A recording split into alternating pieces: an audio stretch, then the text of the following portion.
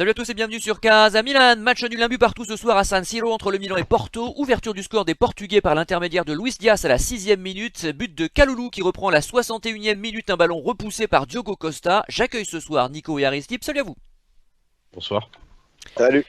Messieurs, pas d'émission samedi dernier à cause de l'inadéquation entre météorologie extrême et connexion internet, mais nous nous retrouvons aujourd'hui sous des cieux plus cléments pour analyser une nouvelle contre-performance milaniste sur la scène européenne. Nico, le Milan a engrangé son premier point ce soir, certes, mais quel contraste avec la réussite en Serie A, c'est un autre niveau.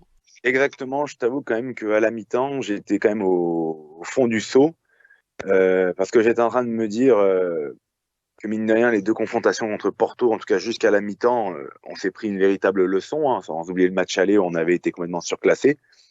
Et l'équipe est rentrée avec d'autres idées en seconde période, elle est allée chercher ce point du nul. Au final, le Milan aujourd'hui, donc après 4 journées, est quatrième avec un point, quasiment éliminé, même dans la course à l'Europa League, ça va être très très compliqué. Bon, avant les premiers résultats, je pense que tout le monde aurait mis le Milan à cette quatrième place tout de même, hein, dans une poule très compliquée. Moi, je t'avoue que là où je suis content aujourd'hui, et je vais voir le verre à moitié plein là-dedans, c'est que j'ai eu une peur pendant un moment de se dire est-ce que Milan peut sortir avec 0 points en 6 journées et faire partie de tous ces clubs, enfin ces quelques équipes qui ont servi de faire valoir dans cette compétition. Et au final, bon, on prend un point contre Porto. On aura montré une bonne image, on va dire, en deuxième mi-temps, même si pour moi c'est trop peu. Il y a un Milan qui est trop différent entre ce qu'on voit sur le plan national et la scène européenne. Les Voilà, il adversaires ne restera sont pas deux de matchs. même qualité non plus, hein. Bien sûr, mais après, on a quand même Liverpool qui, pour moi, est un favori pour la victoire en Champions League. On a l'Atlético qui est le champion en titre d'Espagne et candidat à sa propre succession en championnat, qui vise aussi en quelque chose dans cette Ligue des Champions, et Porto, qui est un habitué des huitièmes, voire quarts de finale de la Champions League. Donc c'est sûr que contrairement à nous, que ça fait 7 ans qu'on ne l'avait pas disputé, aujourd'hui, même Milan, c'est un nom sur la scène européenne, mais par rapport à ces équipes, on est un petit poussé. Et bon, voilà, c'est bien pour les joueurs qu'ils apprennent. Il restera 2 matchs face à l'Atlético et face à Liverpool. Je t'avoue que j'ai assez peur quand même de ces 2 prochains matchs. Voilà, on a pris un point. Comme on dit au Babi, on n'est pas Fanny. Maintenant, faut que ça serve quand même, quoi qu'il arrive, à la dirigeance, parce que ces matchs montrent quand même des choses. Le flanc droit n'est pas d'un niveau de Champions League. Et je parle de Calabria, Saelemaekers, qui pour moi, en 4 matchs, à part le match contre l'Atlético, ils ont fait que défendre. Les 3 autres matchs sont passés complètement aux fraises. Euh, il y a des manques. Il y a aussi Pioli que je commence. Qu'après le match contre la Roma, je me disais quand même, peut-être que je pense un peu autre chose de ce coach qui au final est en train de changer de dimension, mais sur la scène européenne, il s'est pris 2 leçons par contre Sao quasiment. Et il a pas montré grand-chose face à Liverpool et l'Atlético. Bon, il y a ce match avec ce carton rouge, mais il y a quand même un Pioli aussi pareil sur la scène nationale qui fait le cador et un sur la scène européenne qui est un petit entraîneur. Et voilà, il manque beaucoup de choses dans cette équipe. Il manque un banc de touche. Est-ce qu'aujourd'hui, c'est normal que même s'il y a le derby dimanche, Kier, qui est le leader de la défense, et Ibra, le leader de l'attaque, commence sur le banc? C'est des trucs que j'ai du mal à comprendre. Ça veut dire que quand même, quoi qu'il arrive, tu crois déjà même plus. Enfin, pour moi, tu envoies un signal quand même que tu crois plus trop. Et donc, qu'est-ce que ça va être pour les 2 prochains matchs en Champions League? Mais bon, c'est vrai que, comme tu as dit, les adversaires sont à notre niveau. Et moi, j'étais très déçu quand même de la première mi-temps du Milan qui, sans un bon Tatarusanu, peut rentrer au vestiaire avec un deuxième but d'écart, parce qu'à part la frappe de Giroud en première mi-temps, il n'y a rien du tout. Et même en seconde période, il y a pas, on a le ballon, on crée des situations, mais on n'a pas réellement d'occasion franche, hein. On marque quasiment sur l'occasion franche qu'on a. Après, les hors-jeux, c'est des hors-jeux, donc on peut pas les compter comme des occasions. Mais on marque quasiment sur notre seule véritable occasion de la seconde période. Oui, tu fais bien, alors j'allais y venir justement, hein. Tu fais bien de rappeler ça. La frappe de Giroud du gauche, sortie par Diogo Costa, c'est à la 33e minute.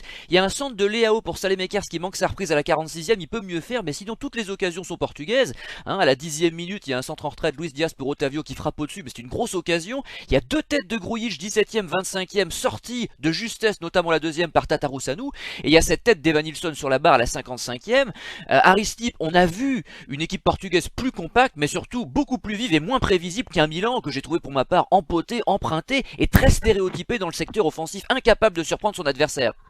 Bah oui, c'est ce que je disais il y a quelques semaines quand on a eu le débat sur Giroud qui a d'ailleurs élevé quelques foules sur les forums d'ACM Zone. Mais voilà, dès qu'on a Giroud titulaire, on sait que le jeu est stéréotypé. Donc surprendre ton adversaire quand Romagnoli et Tomori s'occupent juste de balancer de longs ballons sur 30-40 mètres devant, effectivement c'est compliqué. Il suffit que les adversaires se placent bien, marquent Giroud ou même avancent un peu pour se mettre en position de hors-jeu. Il y a eu une dizaine de fois où on était hors-jeu ce soir, et puis voilà, le plan est facilement contrecarré, j'ai envie de dire. Donc bah non, comme d'habitude, souvent avec Giroud en pointe, et je dis ça et je le répète, c'est pas que de son fait, mais tactiquement on est totalement prévisible, puisque on s'amuse à balancer des longs ballons devant et puis c'est tout quoi. Mais voilà, donc sinon moi, j'avais dit il y a quelques semaines que je préférais être quatrième de ce groupe, c'est-à-dire dernier que troisième, parce que je ne pense pas que l'équipe soit dimensionnée, j'ai envie de dire physiquement et techniquement pour jouer une compétition en plus, c'est-à-dire l'Europa League. Donc je préfère encore sortir par vraiment la petite porte et être quatrième que jouer cette compétition l'Europa League, qu'on se concentre sur la Serie A. Donc j'ai envie de dire l'essentiel ce soir pour moi en tant que supporter, c'était de pas faire une Marseille édition 2018 ou édition 2012, je sais plus, peut-être les deux. C'est-à-dire repartir avec 0 points.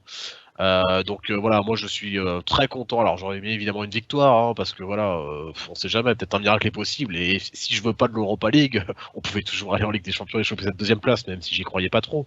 Mais voilà, l'honneur est sauf. Je rejoins Nico, on repart pas avec 0 points, on aura au moins un point. On sera pas totalement ridicule. Donc après sur la manière, par contre, oui, je le rejoins. Les trois mi-temps, enfin le match aller plus la première mi-temps, on s'est fait dominer tactiquement, on s'est fait dominer physiquement. On s'est fait dominer techniquement, on était en retard sur les premiers ballons, sur les seconds ballons, on courait Benasser au milieu de terrain, j'ai l'impression qu'il courait partout, mais un peu comme tu vois, comme Castillo quand il court partout sur son côté, c'est-à-dire on dirait une poule sans tête, c'est-à-dire il court sans but, et j'ai l'impression de l'avoir vu comme ça Benasser ce soir. Je nous ai vraiment trouvé dépassé, donc il y a un manque d'expérience évident, hein, que ce soit de l'équipe, mais aussi du coach Pioli, pour reprendre les termes de Nico. Mais oui, ouais, je pense que bon, enfin, j'ai pas envie de dire vivement que cette compétition se termine parce que ça fait quand même 8 ans qu'on l'attend. Mais évidemment, on n'était pas loin encore du ridicule ce soir, et je pense qu'avec avec le point du match nul, alors on a beau dire, je pense qu'on s'en sort bien parce que Porto a vraiment baissé en deuxième mi-temps en voulant gérer trop le match, en gagnant du temps dès les premières minutes de la seconde mi-temps, et ils se sont à peu près à leur propre jeu. Et puis je vous rejoins totalement sur le fait que malgré une possession, c'est Porto qui a quand même les plus grosses occasions en seconde mi-temps, qui est notre meilleur mi-temps. Donc non, franchement, un point, c'est très bien ce soir, et vivement le derby dimanche. Réaction de Nico sur Giroud, et puis peut-être un petit complément également sur les ambitions européennes du Milan, parce que moi j'ai lu et j'ai entendu plusieurs fois des Milanistes, des supporters, dire très tôt qu'il fallait lâcher la Coupe d'Europe pour se concentrer uniquement sur le championnat, bien avant de savoir qu'on avait un seul point au bout de 4 matchs. Moi, on va commencer, tu sais quoi, avant Giroud sur ça, moi je trouve que c'est une honte de dire ce genre de choses quand tu t'appelles le Milan et que tu as cette histoire européenne. Ça fait 7 ans qu'on pleure pour la jouer. C'est pas quand on arrive qu'on va se dire c'est mieux de finir quatrième que troisième. Au bout d'un moment, je veux dire, moi, à la mi-temps, j'avais honte à un moment parce que je me suis quand même dit, je me fous de la gueule de la Roma qui en prend 6 face à Bodo Glimt. Je me fous de la gueule de la Juve ou de l'Inter qui passe pas les poules. Mais ce qu'on a fait là, ce qu'on est en train de Bah faire la en Juve fait, c'est bien parti cette année. cette année, c'est bien parti, mais quand on se fout de la gueule de la Juve qui se dégage en huitième contre Lyon ou l'Ajax ou Porto l'année dernière, c'est même Porto qui nous a donc marché dessus sur les deux matchs quasiment. Je veux dire, quand on parle de l'Inter qui passe pas les phases de poule de Champions League en finissant troisième, voire dernière l'année dernière, qu'on rigole les Milanais ont beaucoup rigolé de Lukaku qui sauve la balle de la qualif pour l'Inter quand il empêche un but de rentrer. Je veux dire, c'est bien beau de se foutre de la gueule de ces équipes-là, et moi le premier, mais je t'avoue que là, je vais prendre un peu de recul quand même, parce que les dernières sorties européennes du Milan, récemment quand même, pour l'instant, c'est 1 point sur 4 possible, enfin 1 point sur 12 possible pour l'instant en Champions League pour notre tour. J'oublie pas l'élimination en phase de poule d'Europa League contre l'Olympiakos à la dernière journée qui avait été lamentable. Et je pense que normalement, j'ai arrêté de regarder ce que font les autres et regarder un petit peu ce que font mon équipe. J'avais tendance à me foutre un peu de la gueule des autres parce qu'en fait, je me réjouis de notre passé européen. Et notre passé européen, le dernier où ça tient un peu la route, c'est un quart de finale de Champions League face au Barça. Donc ça remonte à 2012. Depuis, il n'y a plus rien.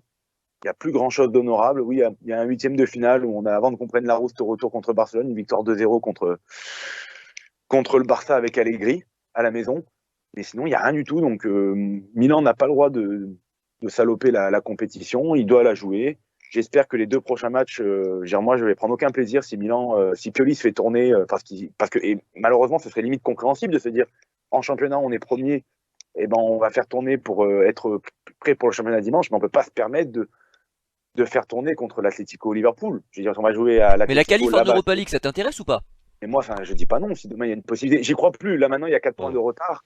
C'est quasiment mort. Il faut gagner les 2 matchs qui nous restent. Donc c'est quasiment fini. S'il y avait une possibilité, oui, mais de toute façon, les matchs, il va falloir les jouer pour faire quelque chose. Parce que si on rentre en l'esprit de dire, on va faire jouer Krunic, on va faire jouer Ballo Touré, on va faire jouer Tatarusanu, ou Gabia, Giroud, Castillero entre guillemets, ce genre de joueurs. Ben, Bakayoko au milieu, je te garantis qu'on va, à mon avis, on va revenir avec un 0/6 contre l'Atlético et Liverpool. Maintenant, je pense que, de manière générale, les supporters milanais doivent se rendre compte que la marche est très, très haute. Et l'année prochaine, si on veut rejouer la Champions League, à part si on est champion, on sera en chapeau, mais ça, on n'y est pas encore. Mais avec ce qu'on a fait là aujourd'hui, l'année prochaine, si on n'est pas champion, c'est chapeau 4 encore. Donc, c'est une possibilité de se reprendre une poule de ce niveau-là. Et quand tu prends des poules de ce niveau-là, ben, on a vu que le niveau, il est très relevé. Parce qu'il y a des joueurs d'un certain niveau, même à Porto, sans avoir des grands noms, c'est quand même des beaux effectifs avec des équipes qui sont en place et qui ont l'habitude de jouer cette compétition. Et pour revenir sur Giroud, j'étais contre son transfert, j'étais assez content les premiers matchs par rapport parce qu'il pouvait apporter, et un gars en plus qui parle déjà très bien l'italien, donc ça prouve qu'il s'est très bien acclimaté, qui fait pas de bruit dans le vestiaire, qui apparemment c'est une patte, ce joueur. Et là on commence à voir un petit peu, c'est vrai que je comprends aussi un petit peu les critiques concernant Giroud. En fait, je pensais que Giroud était, on va dire, un joueur complètement identique, on va dire un peu à Ibra, qui a été remplacé pour vraiment avoir un vice-Ibra. Mais c'est des joueurs qui ont des caractéristiques par leur taille et que ce sont des points de fixation, mais qui sont complètement différents. Il y a un niveau en fait technique entre les deux joueurs qui est impressionnant. Ibra, tu lui donnes le ballon, tu lui jettes un grand ballon devant, il te la met à terre. Quelle que soit il va arriver à te mettre le ballon au sol. Et Ibra, il peut revenir rejouer, on va dire, comme on dit, au milieu du terrain pour derrière délivrer des ballons aux ailiers. Giroud, c'est un genre de déviation. Il est tout en une touche. Ça veut dire que si la personne autour et que pour récupérer ses déviations de la tête, c'est pas un joueur qui va te mettre le ballon à terre et poser et te faire repartir comme fait Ibra. Et c'est là où c'est très compliqué. Et Giroud, c'est aussi un attaquant surtout de surface. En fait, il faut lui mettre les ballons à la surface. Et Giroud, s'il est à 30 mètres de ses buts, il ne sert pas, fin de la surface adverse, il sert à pas grand-chose. Et après, il faut quand même se dire que Giroud, même si on salue la mentalité du joueur, mais c'est un joueur qui, en équipe de France, avec l'équipe d'Arsenal et l'équipe de Chelsea, c'est un joueur qui a souvent fait parler de lui. En équipe de France, on demandait des fois, c'est possible d'avoir quelqu'un d'autre. Enfin, les gens demandaient à avoir Kylian Mbappé en pointe avant qu'il y ait le retour de Benzema. À Arsenal, il n'y avait pas grand monde devant et pourtant il était remplaçant. À Chelsea, il jouait quand il n'y avait personne, entre guillemets, quand il n'y avait que des blessés, c'est lui qui jouait.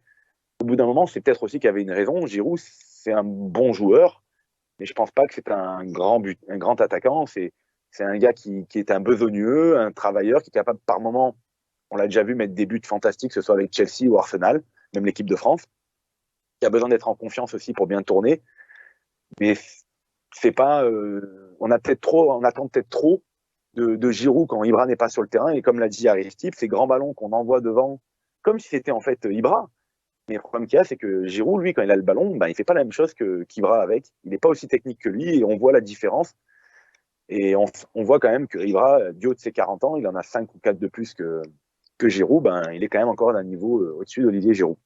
Aristide, as-tu quelque chose à ajouter? Non, je pense que ce sera bon. Alors je vais pas parler d'homme du match ou de bonne surprise aujourd'hui, je vais vous demander à tous les deux, en commençant par Aristide, Ouais. si vous avez des points positifs. Voilà, quelques jours à sortir de ce marasme. Alors je sais qu'il y a une bonne deuxième mi-temps, donc peut-être Ouais. avez-vous un point bonus à sortir comme ça?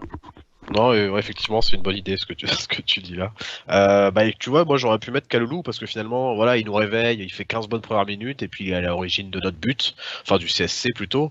Mais en fait, le reste est tellement mauvais, si tu veux, que ce soit défensivement où il se fait avoir sur son côté droit pas mal de fois, et même il annihile 3-4 contre parce qu'il contrôle mal le ballon, soit il l'envoie en touche, soit Porto se replace. Je peux même pas le mettre dans les bons points, quoi. Donc, je vais mettre, si, il y en a un que j'ai trouvé. Le seul que j'ai trouvé au niveau, même techniquement, même si on l'a pas beaucoup vu en première mi-temps, mais surtout en deuxième mi-temps, je vais mettre Léao encore.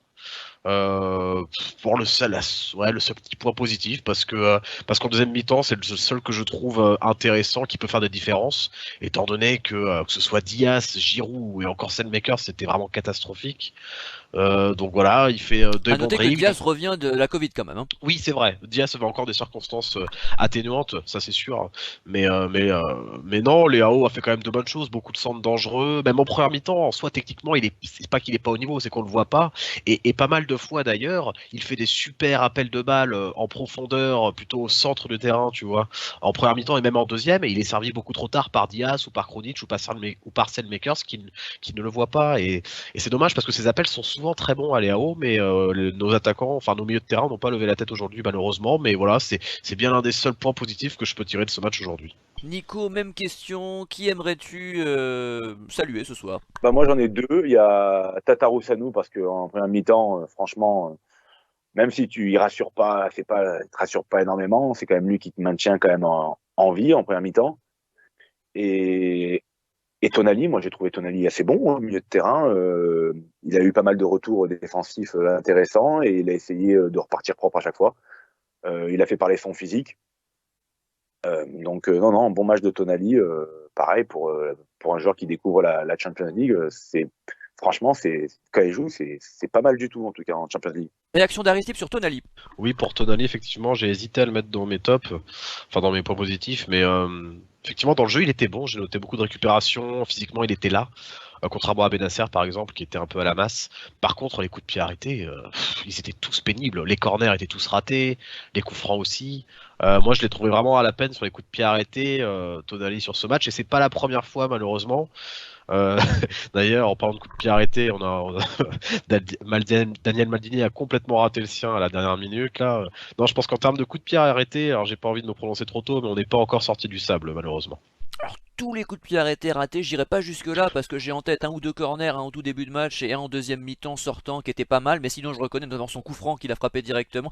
C'est sûr, navrant dans la mesure où c'était l'occasion de marquer le deuxième but, mais comment dire, il ose. Moi, c'est ça que j'aime chez lui maintenant, c'est qu'il ose. Il le faisait pas l'année dernière, donc je vois un progrès. Il a 21 ans. Bon, il découvre la Ligue des Champions. C'est vrai qu'il est plutôt moins mauvais que les autres, mais ça demande confirmation. Ça demande tout simplement qu'il s'aguerrisse. Hein. Il a besoin de temps, comme tout le monde, et on verra bien ce que ça donnera, surtout dans les années qui viennent. Mais je suis assez d'accord avec toi sur les coups de pied arrêtés. Il y a quand même encore un peu de boulot.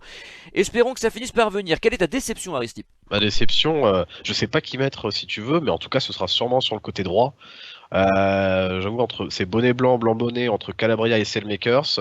Mais comme Selmakers a fait tout le match, je vais le mettre en flop parce que il n'a pas été que par Calabria. Les deux ont fait un match assez similaire, mais catastrophique, franchement catastrophique. Les deux ce soir, c'était pas possible, quoi. C'était que des passes ratées. Pour Selmakers, alors je vais pas parler de Calabria, du coup je vais parler de Selmakers, mais pour Selmakers c'était que des passes ratées, des dribbles inutiles. Alors physiquement il pêche en seconde mi-temps, il va pas sur les ballons, et il se fait bien engueuler pardonnez-moi l'expression, par Pioli sur une passe un peu trop en profondeur de Kaloulou. Bon, je la trouvais pas si en profondeur que ça, mais à la limite s'il est cramé, on est à la 70e, ça peut se comprendre. Mais je veux dire, techniquement c'était super faible, les centres sont ratés. Alors Arco est pas là aujourd'hui, mais c'est vrai que Selmakers, il est souvent dans nos tops, enfin souvent personnellement un peu moins les miens que d'autres, j'imagine. Mais moi, je trouve qu'il fait pas un très bon début de saison. Honnêtement, son début de saison de l'année dernière meilleur que celui-ci.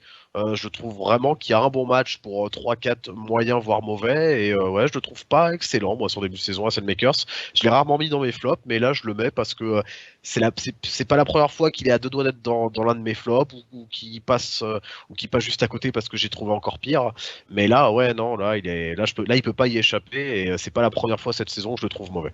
Alors concernant Calabria, j'étais surpris quand même de le voir sortir à la mi-temps, d'autant qu'il n'avait pas de carton jaune, sauf erreur de ma part.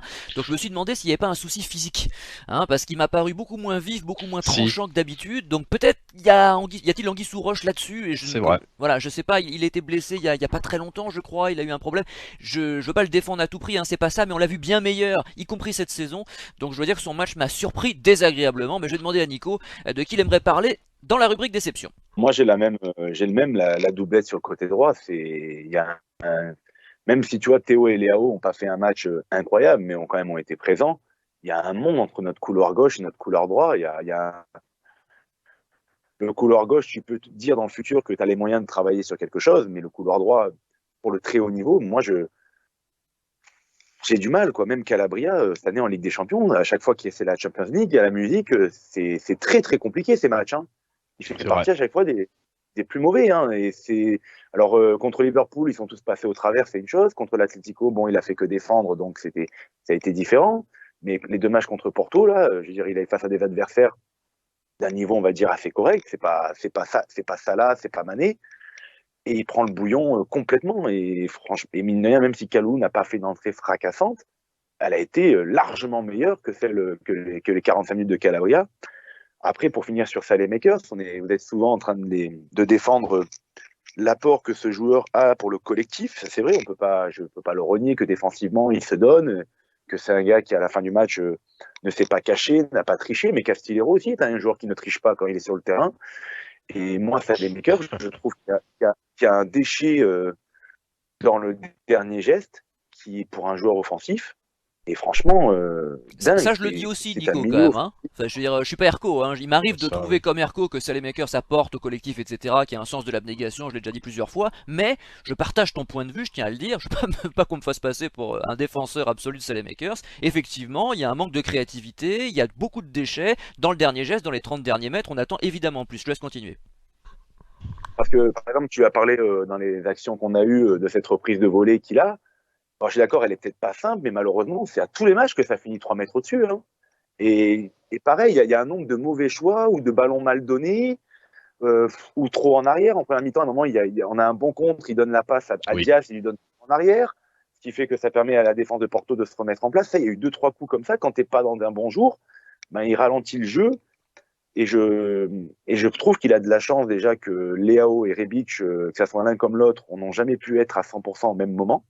Parce que franchement, d'un moment, tu te poses la question de dire est-ce qu'on peut mettre Rebic à gauche et Leao à droite dans ces cas-là euh, Ou que, pareil, il n'a pas un véritable concurrent aussi à son poste derrière l'ailier droit, parce que Castillero est considéré déjà comme un départ, Messias n'est jamais revenu, Florenzi, moi j'ai espéré pendant un instant, mais bon, j'avoue quand même que Saelemaekers reste au-dessus de Florenzi.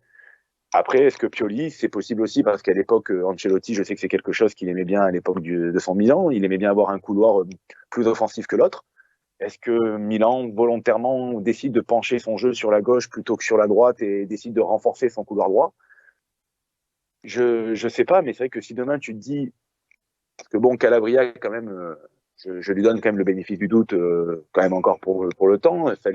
Mais tu te dis demain, tu as un joueur d'une standing de Leao, on va dire, à droite. Tu dis, cette équipe du Milan, rien qu'au niveau national, peut devenir encore dévastatrice. On Je sait que rappelle qu'on a notre refusé jeu, Chiesa, hein, Nico. oui, Non, mais je le dis à chaque émission, mais enfin, t'as vu encore ce qu'il a fait hier. je sais, il a fait un très gros match. C'est l'homme fort de la Juve. Un super but, ouais. Mais voilà, je suis assez dubitatif sur ce joueur qui au début, j'y ai cru. Il y a une bonne entente, c'est sûr, avec l'Italien, mais en tout cas, en Champions League, l'un comme l'autre, genre, moi, le seul match que je peux dire de ces 2 joueurs, ça a été leur match défensif contre l'Atlético, ce que je trouve beaucoup trop peu. Encore pour Calabria, ça pourrait passer, c'est un défenseur, mais pour ce qui est de Saelemaekers, au bout d'un moment, il va falloir quand même marquer des buts, il va quand même falloir faire des passes décisives. Et je n'arrive pas, par exemple, je n'ai pas compris aujourd'hui. Quand j'ai vu leur entrée de Maldini, je me suis dit, bon, il sort Saelemaekers, je n'arrive pas à comprendre que ça soit Leao qui sorte à chaque fois. Leao t'apporte un danger à la possibilité sur une action de te faire une différence, à une qualité de passe que le Belge n'a pas. Et je ne comprends pas. Et le Belge, je trouve, est extrêmement protégé par Pioli, ou peut-être par un manque aussi de remplaçants, en tout cas. Aristide, as-tu une mention particulière ce soir? Non, pas vraiment. Toujours Nico? Benasser, Ah, enfin Benasser, d'accord, vas-y. juste toujours Benasser que je trouve, que j'arrive pas à reconnaître. Ça fait un an que ça dure. Et parfois il fait quand même de meilleurs matchs, mais c'est même quand il fait de meilleurs matchs, pardon, c'est pas le Benasser que j'ai connu il y a encore un an avant sa blessure contre le Napoli, il y a quasiment un an jour pour jour. Et là, ce soir, je l'ai trouvé, je l'ai dit, hein, on aurait dit une poule sans tête qui courait sur le terrain. Je l'ai trouvé dépassé de A à Z et voilà, ça m'inquiète un peu pour la suite. Nico? Moi, j'aimerais rajouter aussi un truc sur Benasser, parce que bon, ben, le but il vient quand même d'une perte de balle de sa part. C'est vrai que malheureusement, c'est sa façon de jouer, d'essayer de garder le ballon, de faire le tour du milieu de terrain ou de l'attaquant pour pouvoir repartir, on va dire, à terre. Là, sur ce coup-là, il s'est fait avoir. Ça a failli arriver au passage hier aussi à Pogba contre l'Atalanta. Donc, c'est malheureusement ces joueurs qui jouent comme ça créent ce genre de. Ça marche 9 fois sur 10, ils s'en sortent, mais de temps en temps, ils peuvent aussi se faire prendre le ballon. c'est vrai que, en plus, contre la Roma, je sais que tu n'as pas pu voir le match, MJ, mais Benacer a fait un match, franchement, avec Kessié, les deux, un match de très très haut niveau où ils ont marché sur la Roma. Et j'ai revu, pareil, le Benacer laborieux de ce début de saison en première mi-temps, qu'on avait vu aussi contre Liverpool en grande difficulté. Mais quand même, en deuxième mi-temps, je l'ai retrouvé quand même beaucoup mieux quand le Milan a commencé à remettre le pied sur le ballon. J'ai quand même trouvé mieux. Mais c'est vrai que on n'a pas le Benacer de la saison dernière qui nous impressionnait par sa régularité. Pour l'instant, il y a quand même par moment, il a des sautes d'humeur qui peuvent coûter cher, comme aujourd'hui, comme coûter un but. Passons au mot de la fin d'Aristide. Mot de la fin, vivement le retour de la Serie A et surtout de Derby della Madonnina dimanche. Et puis voilà, je me rends compte au fur et à mesure des journées qui passent il y a quand même un être qui, un être qui nous manque. Je veux dire, un joueur qui me manque pas mal en ce début de saison et qui avait fait un super début de saison avec nous. D'ailleurs, c'est Rebic, parce que c'est vrai que quand je vois je rebondis sur ce que dit Nico, mais quand je vois le niveau de Selmaker, c'est vrai que tu te poses la question si à un moment faut pas décaler un Léao à droite ou autre. Mais dans tous les cas, Rebic aurait fait clairement du bien sur cette attaque du Milan qui est quand même assez pauvre offensivement et qui manque parfois d'envie et de derniers gestes. Et c'est vrai que Rebic, c'est quand même l'un de ses points forts malgré son irrégularité. Et j'espère qu'il reviendra très vite. Alors peut-être pas pour le derby de la Madonnina, mais pour bientôt, j'espère. Normalement, ça devrait être dans la semaine prochaine.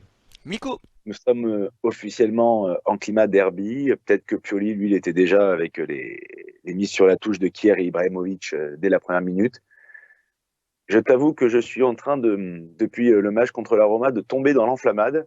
Et ça fait longtemps que ça m'était pas arrivé. Je commence à rêver de titres. Parce que tu te dis que dimanche, en cas de résultat favorable, même si la saison sera encore longue, tu mets l'Inter à 10 points.